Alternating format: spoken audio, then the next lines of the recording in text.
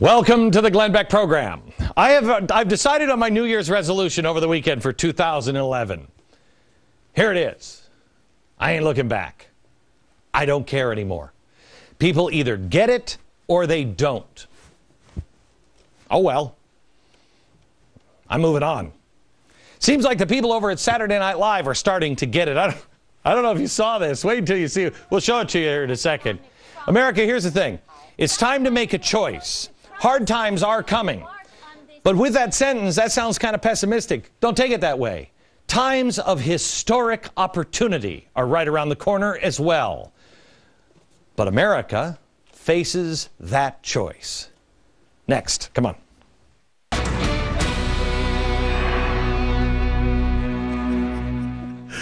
Hello, America.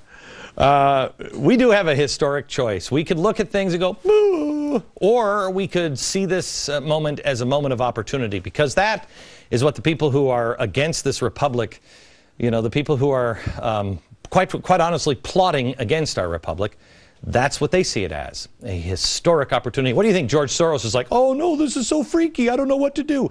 He's seeing the conditions and he's going to make the best of it. What are we doing? For the last 4 or 5 years now, I've been ringing this bell as loud as I possibly can. It's why I took the job here. I was actually going to leave television when I was over at CNN. And I decided, no. Fox will actually let me be me. They'll actually let me say the things. And I wanted to warn that trouble was lying ahead of us. At the beginning of this period, before really television, I was just on the radio and I lost stations because of it. I was accused that I was only just trying to help out the Democrats. What are you doing? You're hurting the GOP. What? Can you not make this about politics? I made a choice. I'm going to talk about what's important. I'm not going to talk about Lindsay Lohan's latest arrest or what, somebody in Washington is all upset about. I'm going to bring you the truth as I see it, because I have a responsibility as an American citizen and as a dad. No matter what the result was, I was going to tell you. And while people were talking about various congressional races here in the last few weeks, I was talking about hyperinflation or bonds or radical progressives. Oh, it is so sexy. I know why you watch. I wanted to wake up as many people as possible and show them that the republic is under attack. Try to help America learn to think out of the box. It's been an amazing ride. Somebody told me the other day that the Glenn Beck footprint now, all of my various platforms, reaches 30 million people a month. You are awake, America. But I also believe that I may be at a point of diminishing returns here. I've been ringing this bell. At some point, Paul Revere got off the horse. Because people would have been like, okay, I get it, they're coming. People don't watch this show now and not feel it. I mean, the people who are complaining about this show all the time, they don't watch this show. They've never listened to one single monologue. Sure, the people at Media Matters that manufacture lies for George Soros, they watch it every night and then they take it and twist it and take it out of context. But somehow the people who don't ever watch this show or listen to a single monologue, they say that I'm crazy, I'm wrong, I'm a liar. You're just a foolish, crazy liar for watching me. There's only one problem. The things on this program are now coming about. The things that I have told you were going to happen now are. This program and you are closer to reality than anything the media has ever predicted. Anything that the experts or those in Washington have been telling you is coming. You've been right, and it's time to point this out to your friends. It's kind of strange to see them. It's spooky, really. Somebody told me the other day, my gosh, Glenn, one of the things you just said, you're going to be so thrilled. And they told me, and I'm like, no, that's a bad thing. I don't want to be right on this. It's spooky to see all of them now catching up to you. You know what it is? It's like, do you remember the movie A Field of Dreams? Remember the guy who couldn't see the players on the field? And he's just running around and he's telling his friends, like, you got to sell the farm, man. You're crazy. You're crazy. Until he finally sees all the players at the end. And then he says this. Do not sell this farm, Ray. Yeah. You got to keep this farm. Right. Okay. Oh, I hope our friends eventually get to this point. Things that have happened just this weekend are worth mentioning to your friends just so they can see the water rise. We've told you for years how the debt is unsustainable. When George Bush was in office, I was telling you this. I was called a fearmonger. Oh, the comedy shows. Oh, my gosh. They mocked me relentless. Everybody. In the pages of the paper of record this weekend, the New York Times says the United States is still careening towards bankruptcy. Oh, gee, you think so, New York Times? Welcome aboard. Only problem is the New York Times should probably be smart enough to know that countries don't go bankrupt. No, they don't. They monetize or hyperinflate their money. See Zimbabwe or Weimar. Which leads us to monetizing the debt. We told you on this program that would happen. No, they all said. There I am, 2009. It's going to happen. No, they'll never. Under oath, we will never monetize the debt. Yeah, until the government comes out and then they announce that they're going to monetize the debt. Just a couple of years ago, there was no way anyone past the financial section of the papers would even bother covering something called QE2. I know, because they didn't cover QE1. Now, this morning I got up and I saw on nzpatriot.com QE2 cartoons for dummies. By the way, I'm one of these dummies that should have known this. Even like 2 years ago, I would have named this cartoon. It's fantastic. It's demonstrating how people have a hunger for finding out what's really going on. It's a complex thing. Well, there's an immediate blowback. Monetizing the debt, huh? A group of academics, economists, hedge fund managers, publishers, and of course GOP strategists, many of whom called me crazy recently, or at least when they weren't monetizing the debt, have now signed a letter to Chairman Ben Bernanke, urging him to reconsider the Fed's QE2 policy. The letter is going to be published in papers all across the country. Look for it. I have been telling you for years to get out of debt.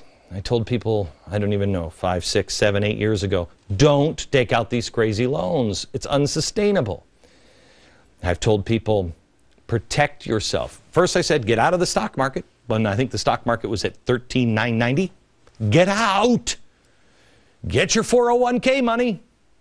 And then I told people to protect themselves with gold for hyperinflation. I said, don't buy it as an investment. I don't. I buy it as a protection against the clearly unsustainable path that our government is on, because your dollar is going to be worth less and then eventually worthless. That's when George Soros' favorite blog site got upset and complained. Oh yes, George Soros. You once called me an angry, bitter old man. Yes, I did, Mr. Potter. Yes, I did.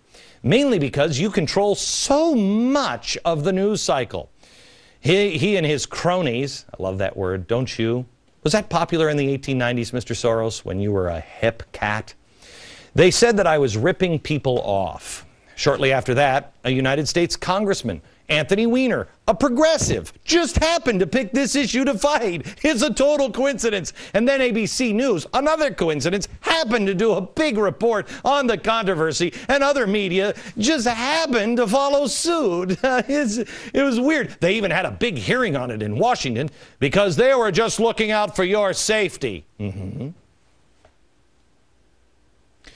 Hopefully you listen to me and not the Wiener in Congress, because when I started talking about gold, it was $700 an ounce. Today, don't worry.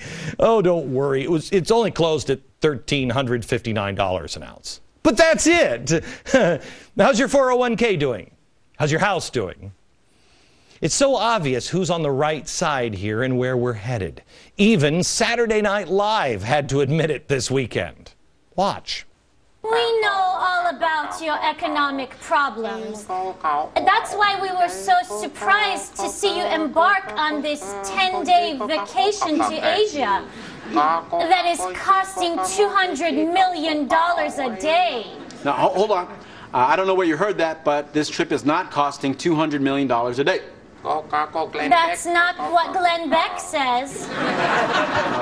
Again, let me be clear. Glenn Beck has no idea what he's talking about. He was right about buying gold. Oopsie. I've talked about the road that we're heading down, that it will only lead to inflation. The critics all scoffed, claimed that it was deflation that we had to worry about. Me again, 2009. Hello, printing money. Well, ask yourself this. How's the price of your grocery bill? Has it gone up or down in this deflationary period? Your food, up or down in this period? How about school tuition, up or down? I could go on, healthcare and everything else. We showed you the projections of where food prices are heading, way up. Critics responded by saying, that hasn't actually happened. Really? Check out the price survey done at the nation's largest retailer, Walmart. And the results of the secret survey showed a 0.6% increase in just the last 2 months, according to MKM Partners. Anything notable happened in the last 2 months? Oh, that's right. The monetizing of the debt and the Fed announcing the $600 billion, which is actually $900 billion. QE2, the little bears told me about it.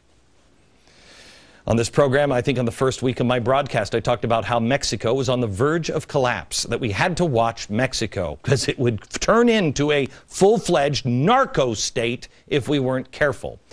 Oh, ridiculed on that one. Wall Street Journal reported this weekend, that since Felipe Calderon launched his war on drug cartels under 3 years ago, more than 7,100 people have been killed. One town, Juarez, border town, over 2,700 people have died since January.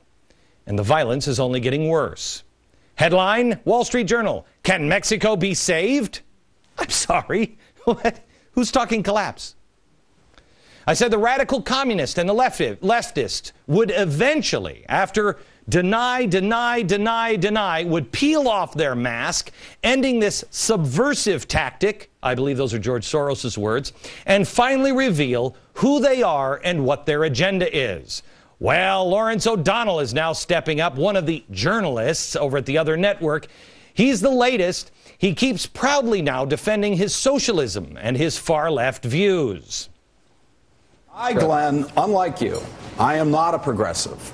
I am not a liberal who's so afraid of the word that I had to change my name to progressive. I'm not either. Liberals amuse me. I am a socialist. I live to the extreme left. Great. The extreme left of you mere liberals. We've shown you a campaign just last week where they said, hi, I'm a communist and I'm a painter. Hey, I like to go for walks on the beach and I'm a communist. It's all happening. I told you how we were seeing what we were seeing in Greece and France. First, I said Greece and France would have unrest. I was called a hate monger. Then it started to happen. And then I said it would eventually come to America because radicals who are in bed with the unions need the unrest here. The radicals, the unions, and the communists over there are causing it, and it will happen here. It forces the government to take action. Oh, Glenn Beck, a fearmonger. Really, could you play the tape? Oh, this is a communist. She has the intelligence of, I think, about a 14-year-old. No offense to 14-year-olds, but you should go to theblaze.com and watch this. It's not really well thought out, but she's a communist in America applauding the violence in France. That's who these people are. But you wouldn't know that.